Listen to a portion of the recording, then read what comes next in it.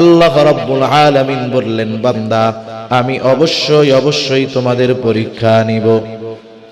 আল্লাহ রাব্বুল আলামিন এবার জানায় দিলেন পরীক্ষাগুলো কোন কোন বিষয়ের হবে। আল্লাহ তাআলা বলেন বিশাইইন মিনাল খাউফ, আল্লাহ তাআলা বলেন পরীক্ষা নেওয়া হবে কিছুটা ভয়ের মাধ্যমে। আল্লাহ রাব্বুল আলামিন এরপরে জানায় দিলেন ওয়াল জু', ক্ষুধা অভাব দারিদ্রতার মাধ্যমে পরীক্ষা নেওয়া হবে। ওয়া নাকসিম মিনাল আমওয়াল, মালের লস মালের ক্ষতির মাধ্যমে পরীক্ষা নেওয়া হবে। ওয়াল আনফুস, জানের জীবনের ক্ষতির মাধ্যমে পরীক্ষা নেওয়া হবে। ওয়াস সামারাত, ফল ফসলের ক্ষতির মাধ্যমে পরীক্ষা নেওয়া হবে। আল্লাহ তাআলা এই জায়গায় 5টা বিষয়ের পরীক্ষার কথা বলেছেন।